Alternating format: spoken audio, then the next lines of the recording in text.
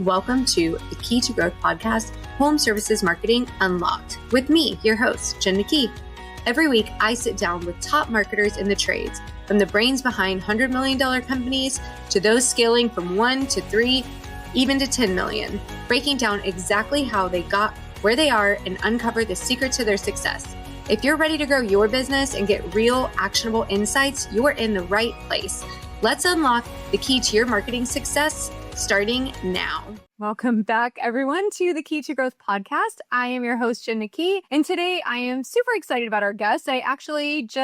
We met via Josh Crouch, I think, and as I was talking to him, I was like, you would be perfect on the podcast. I love all the things that you're doing. So you guys are in for a real treat today with my guest, Mitch Smedley. So tell them who you are. Yeah, my name is Mitch Smedley, and I own a plumbing company here in Kansas City called Smedley Plumbing. We also have a small consulting agency where we help small trades-based businesses get to a good, healthy, stable level and grow. Awesome. Okay, so there were so many reasons why Mitch and I were not talking about this podcast when we talked, but there were so many reasons that I was like, I have to have you on here. And one of them, which if you're not watching this and you're listening, you can't see, but they have like this dog brace brand, and your shirt is, what does it say? Yeah, it's Fixed Pipes. Oh yeah, Pet Dogs. Fixed Pipes Pet Dogs is what his shirt says. And all of your team wears those shirts. Yeah, so we've got a couple of different of approved uniforms. We do have formal button downs and everything else, but in the summer, those button downs get a little warm. And so a lot of the guys will default to the t-shirts, and we got them in gray and black and green and all kinds of fun colors. So yeah. Love that. Okay. So tell us, I like to start at the beginning. So tell us just kind of like how you started, and then we'll get into all the marketing stuff. Yeah. So I had 19 years in the industry before I opened Smedley Plumbing. And those 19 years proved beneficial because I was able to use a lot of that management experience and leadership experience and marketing experience to start Smedley Plumbing and get it off the ground into a very healthy level very quick. We opened in August of 2020, and by our first day or our first anniversary in business, we were a team of 4 employees with 3 trucks on the road. Nice. And currently now we have 5 vans, and we're,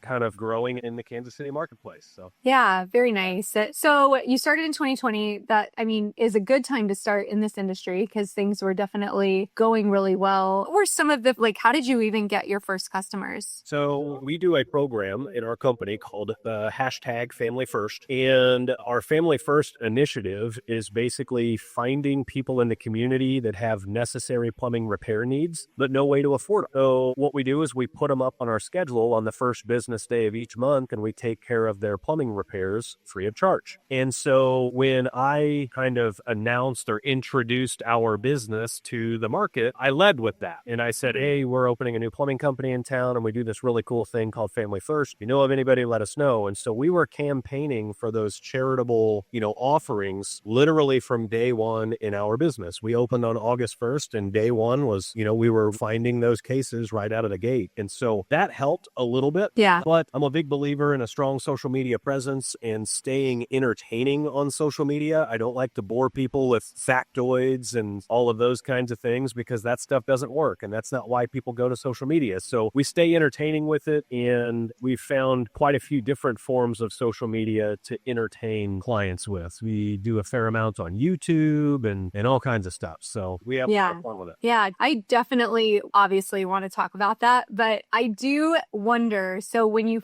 said, we led with this Family First thing, which I love, but where were you telling them? And then did this become, and has it become something bigger? Is the community recognizing it? Is it something that, because the other thing that I know is that lots of contractors have ideas like this, and they might do it once and not get very many entries, or maybe they get a ton of entries and they do it again and they don't get very many. It's easy to lose steam on something like that. So how do you keep that going? Yeah. So that, believe it or not, so the idea of the Family First program was all the way back when we were designing the business before we opened our doors. We knew that was going to be a part of our business. And the reason it's called Family First is because we do it at the first of each month. Yeah. And in other words, we're putting our less fortunate part of the family first before everything else. And the logic there was there's a lot of companies that want to try to do something like that, but they put too many ifs or buts in place. Right. If the money's there and if the call volume's low enough, to where we could maybe support trying to do a charitable thing, we might do it if we have time and, all of these things. And we went the other way with it. And so we actually are very proactive about finding people that could use the service. And every business resets to zero at the beginning of every month. Right. Our business is the same. And we literally start at zero, but then we start in the hole each month by dedicating our time and talents and resources to the less fortunate. Yeah. So what I did to announce all of that was our local community page. I live in a town that has 60,000 people in it. So it's not a huge town. We're a suburb of Kansas City, though. And our local community page has a fairly decent following. I think at that time it had about 40,000 people on the community page on Facebook. Yeah. So I just went to the local community group and I made a post and said, hey, my name's Mitch. We're starting a company called Smedley Plumbing. We do this really cool thing where we take care of the community. If anybody has any necessary plumbing repair needs, let me know. We'd love to take care of them for you free of charge. And that got the community kind of rallying behind us right out of the gate. Yeah. So the community wants to support businesses that support a community. And so we, months and months went on of us doing this. And little did we know we were building this giant support team of customers that had received Family First benefits from us. And they became like our biggest promoters. And they started tagging us and recommending us all over social media and everything. And the thing just kind of steamrolled and built. And we still do Family First to this day. We're 2 months away from our 5-year anniversary in business. And not a month has gone by while we haven't done Family First work. Yeah, I love that. I think there's a couple of things there. One of them is I don't remember who it was. It was one of the gurus I used to listen to. I want to say it's Tony Robbins, but I don't quite know. But would say, you should always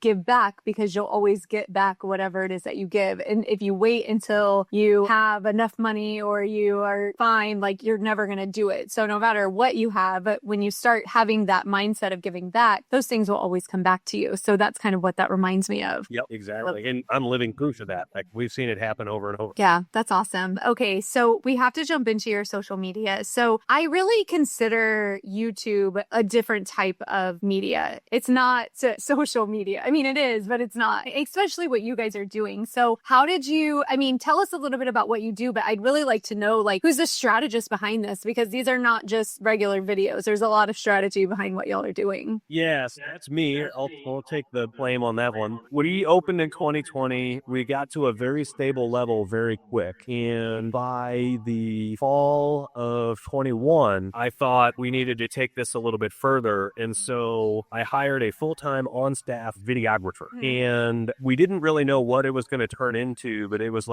I know we need to be recording some of this stuff. And so we started a YouTube channel and we were doing whatever we could to, growing a YouTube channel is kind of weird. We have a little over 20,000 subscribers on YouTube now. Yeah. But getting that first 1,000 is super crucial because the algorithms change a little bit after you're monetized. Nice. And so we wanted to get monetized really quickly. And I think we filmed our first YouTube video in February of 22. And by September of 22, we had 1,000 subscribers. Nice. And then it started steamrolling and building a little bit from there. And as we started learning a little bit more about how YouTube works and what works well on YouTube, not just for views, but what serves the business well and all of those kinds of things, we were able to kind of narrow our focus a little bit. And essentially, we used YouTube to answer commonly asked questions on Google owns YouTube. Yeah. And so right now, if anybody listening to this, if you were to go to Google and type in what toilet should I buy, and then click on the video results, you're going to see our video pop up in the top 5 suggested results. You could do the same thing for what water heater should I buy, or do I need a thermal expansion tank, or anything like that. And the idea was, let's just answer the questions they're asking before they ever call a plumber. Because a lot of times they have these questions and they're going to Google for answers before they make a phone call. Yeah. So let's get our brand in front of them before they ever even call. And obviously that's kind of a risky leverage play because we only serve, a 40-mile diameter, a 20 radius either way. But YouTube goes global. It goes all over the world. And so here we're putting content all over the world to improve our brand awareness and our brand authority just within our 20-mile radius of a service area. Yeah. So, okay, number one question. So are y'all making money off YouTube? Yeah, we do. Not a ton. Yeah.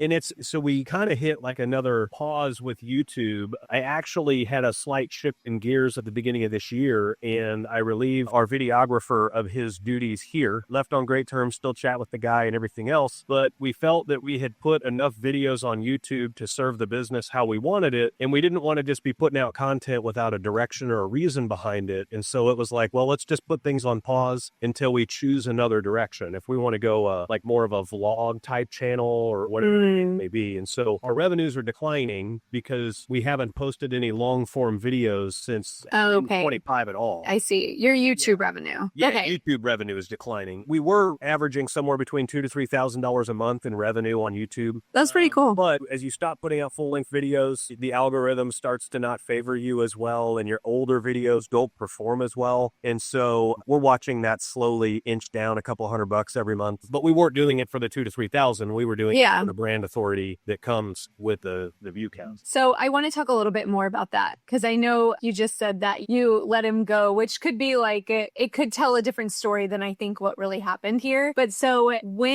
so your first videos were like answering these Google questions. That's obviously not what it turned into. It turned into a lot more for you guys. You have these longer form videos.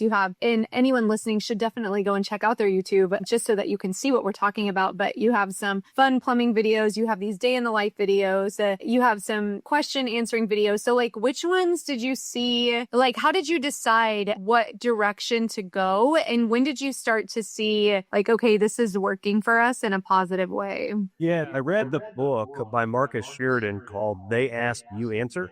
And that's where I really started narrowing down my focus on what we can do with YouTube. Yeah. And the premise of that book is they use videos to help qualify their potential customers and help establish brand authority in their space in the book. And so we kind of mimic the same thing with our plumbing company. And that's where we started making videos that answer commonly asked questions. And so we use those videos in a couple of ways. Sometimes customers will just call us straight from the video. Yeah. Because they're watching a video and they realize we're in Kansas City and they're in Kansas City. And so they're like, oh my gosh, I'm just going to call them. That happens often enough that we actually have to we put YouTube as a lead source on our marketing reports. But another thing it allows us to do is it allows us to have a whole bank of content out there, hours and hours of content that we can chop up and use into short form videos and Facebook Reels and Instagram Reels and TikToks and everything else. The last thing that it lets us do, if somebody is, again, on one of those community pages asking for advice on plumbing,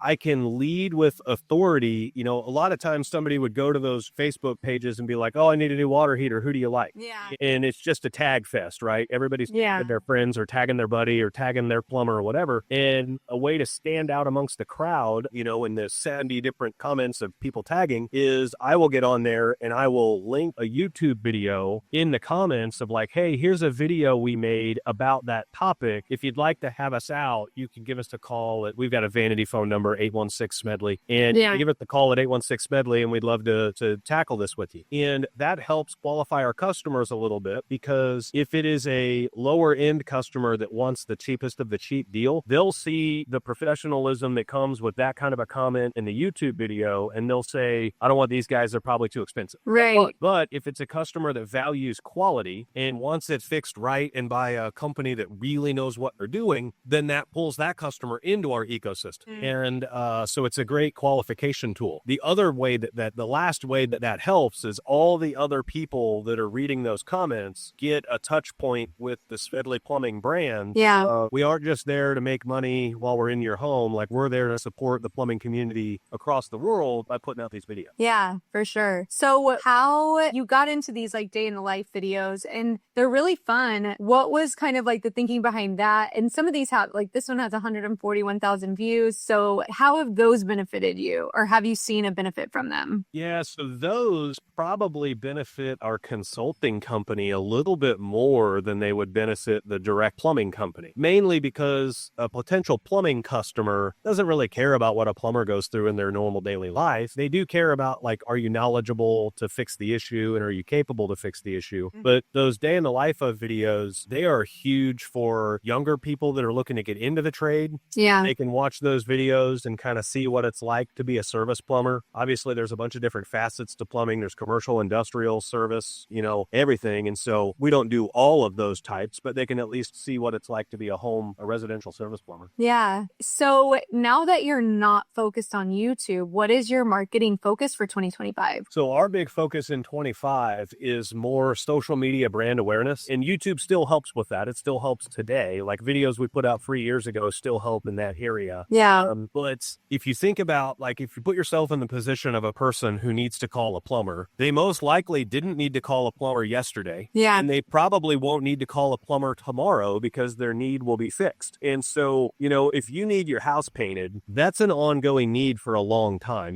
For weeks, months, or even years that you need to paint your house. Mm-hmm. And so the window for a house painter, for their marketing to land in your view, is huge. Yeah. Whereas plumbing, that window might only be several hours open, right? Yeah. You wake up in the morning and you have no hot water, and you're going to have a plumber scheduled to come out and check that out like within a few hours. Mm-hmm. And so we're focusing all of our marketing efforts on where do people go in that 1 to 2 hour window to find their plumber. And what we've found is the best place for that is having a good presence on social media ads and a good presence on Google. Mm-hmm. And then obviously YouTube helps with Google because it's owned by Google. But, we dominate the social media side of things and we dominate the Google side of things, so that way, if you're asking your friends, hey, do you know a plumber that I should call? Chances are they're going to know about us. If they go to Google, they're going to find us really quick. We do a lot into Google LSA and we do a lot into SEO so that we rank well and search well. But so they'll find us on Google. And even if they aren't familiar with us on Google, we do enough social media ads to where they may be flicking right past the ad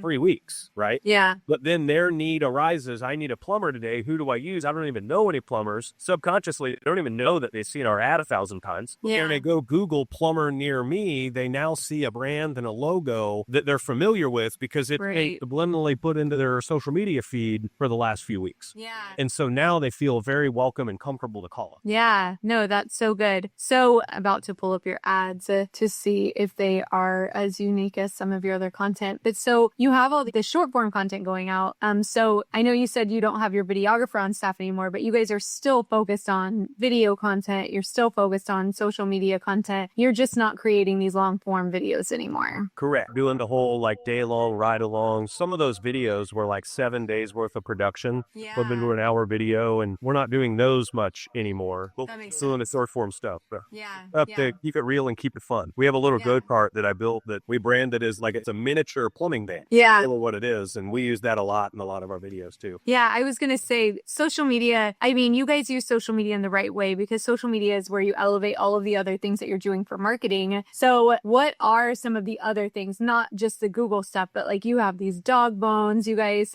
I see your logo on a little race car. So what are some of the other things that you guys have focused on? Yeah, so this year we sponsored a little micro sprint car. It's piloted by a little 10-year-old named Maverick, and he's really good at what he does, but also he's a super cute kid. Yeah. This is his first year racing, and so we were like, hey, let's brand up a race car. And the way to leverage that for marketing, where the racetrack is that he races is not in our service area. And the people come to that track from hundreds of miles away. So we didn't sponsor a race car to sell plumbing repairs or to sell our brand to the racetrack attendee, but it provides phenomenal social media content that's not plumbing, that's still interesting for us to get updates on Maverick and his journey through learning how to drive a race car. So, and that dude, he's only been in 3 races and he's got 2 top 3 finishes in just 3 races. So that's so cool. Pretty fun to watch. I love that. And what about the dog thing? I mean, the dog thing seems obvious, right? But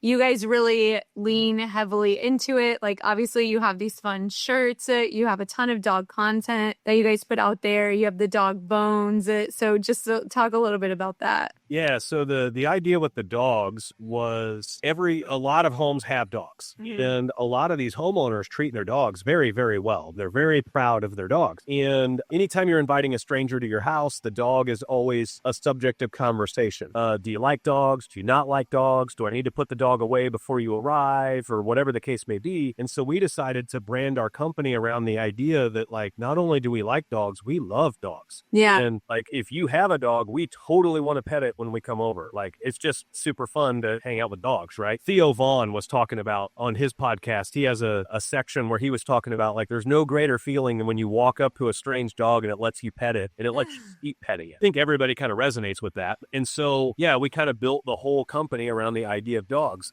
We don't do this anymore, but we used to do a thing called Wagon Wednesday where we would showcase an adoptable dog that was at a shelter or at a foster place available for adoption. Every Wednesday we would showcase an adoptable dog. We called it Wagon Wednesday, and it was pretty fun. And, you got to keep changing things up and keep things fresh. And that got to be a little stale. And so the engagement started dropping off on our Wagon Wednesday post. And so we were like, well, we can either burn this thing to the ground and just beat a horse to death, basically, or we can just put a pause on it. We could always start it back up later. And if we go a year or two without showcasing the dog, then when we fire it back up, it'll be just as successful as it was originally. Yeah, for sure. One of my thoughts and questions is, I think a tough one, but like, is there anything that you've ever done that you feel was like a total marketing fail in this whole thing? Yeah.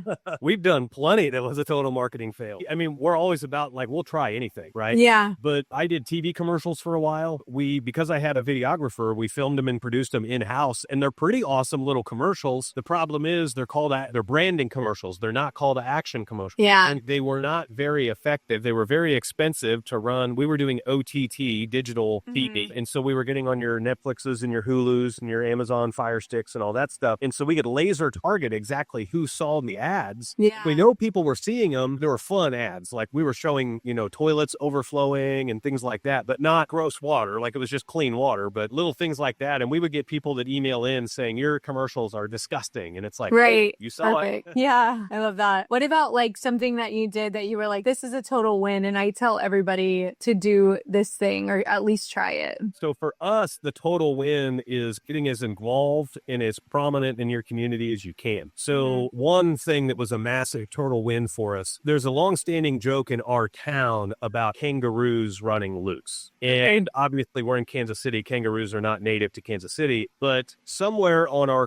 community social media page years ago, somebody swears they saw a dead kangaroo on the side of the highway. Oh. And it just stuck. And now anytime anybody asks, what was this, the typical community page things, what was this boom, or whatever, usually somebody finds a way to loop kangaroos into that joke. Well, for our first anniversary, I did like a customer appreciation day. And I had a friend of mine that had a restaurant with a big giant parking lot. And so we borrowed space of a restaurant, and we just had, music, and I brought an ice cream truck out and paid the bill, and anybody could just walk up to the ice cream truck and get whatever they wanted. I brought out the foster agency that we were doing the Wagon Wednesday dogs with. You could adopt a dog right there at our customer appreciation event. But the coolest part was, and of course I did swag bags and everything else to hand out and all that, but I brought in a petting zoo, an exotic animal petting zoo, and I made for sure they had kangaroos. Yeah. And the idea was like, everyone jokes around about kangaroos, but I'm going to be that crazy dude that actually brought kangaroos to Kansas or to Blue Springs. And we had people posting pictures all over the community page of like, holy cow, the kangaroos are real. They're actually here. I love that. It was a blast. It was a lot of fun. So fun. So really just like understanding your community, leaning into whatever it is that they're doing or they're interested in, and having fun. Yeah, that's the big thing. If you're not having fun marketing, you're probably doing it wrong. Right. Marketing should be fun. Yeah. And so if you're not having fun at it, it's probably because you're too focused on the things that don't matter.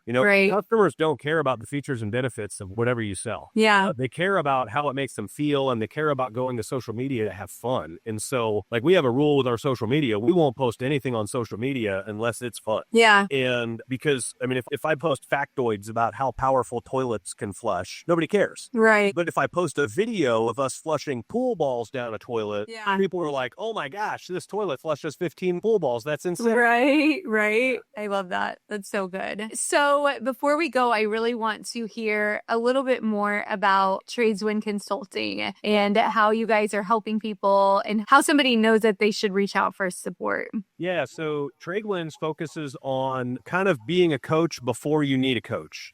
And there's a lot of business coaches out there that will take your $1 million a year business to the $5 million level, or your $5 million business to the $10 million level. But there's almost no coaches out there that focus almost solely on the sub $1 million companies. And so that's what we do. We focus on companies that may or may not even be in existence yet. Okay. We have a couple of members that haven't even opened their doors yet. They're going to within a month or two, but they're getting advice from us, and we're helping them through the process of making sure everything is set up for success. And a lot of what we talk in Tradewinds is about some basic business rules and principles and theories. And we talk about those firsthand because me and David, who's my partner in Tradewinds, we're both business owners. And so we can speak to it firsthand, how to grow it and everything else. But, a lot of people, if you're a tile guy or an HVAC guy or a plumber or whatever, and you wanted to start your business, a lot of times you don't realize like business ownership is different than being the tradesman that you are. Yeah. And you may be a wonderful tradesman, but you may lack some business acumen that we can help with. And so we're helping the guys,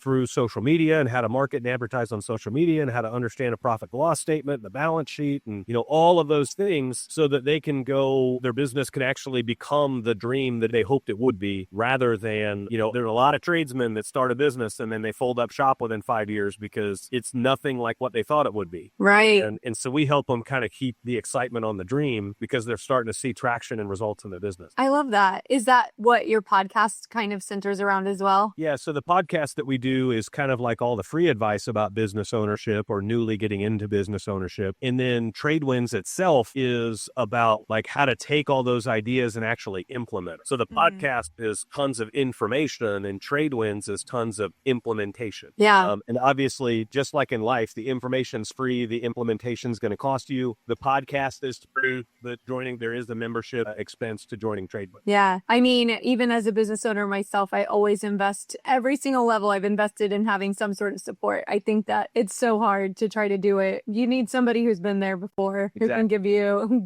some direction and some insight and at least knows like what you're going through and how to potentially get to the next step. Yep, exactly. Love that. So we come to the end here at the Kee to Growth podcast and every guest is asked the same question. So what is the key to growth? The key to growth for me would be it never giving up, because you can't grow if you quit, right? And understanding that growth is not linear. Growth is like a stock market graph. You take any 11 years of the stock market and the graph always ends higher than when it started. There is no 11-year span where the stock market ended lower than where it started. And business growth is very similar. And if you zoom way in on those stock market graphs, you'll have catastrophic days. Yeah. Over the time, it's a growth process. And business growth is very, very similar. We've set record revenue months immediately followed by the worst revenue month we had in 14 months. Yeah. And we've had the worst revenue months we've had in 14 or 15 months immediately followed by record months. And so some of it's in your control, some of it's not, but just being patient and never giving up is going to be what it's going to take for you to see growth over time. That's awesome. All right. So if somebody wants to find out more about you, more about your consulting business, where should they go? So you can find me on Facebook. That's probably the most active social media platform I'm on. You just find Mitch Smedley. I've got the blue check. I pay for that blue check so that I can make sure that none of my following gets taken advantage of by a spoof profile. And if you want to find information about Trade Wins, you can go to tradewinsconsulting.com or you can go to winningintrades.com. That one will automatically forward you over. And if you want to learn more about our plumbing company, just go find Smedley Plumbing on YouTube and get ready to laugh because a lot of those videos are pretty comical. Yes. Awesome. This has been incredible. You have shared so much. Thank you so much for your time today.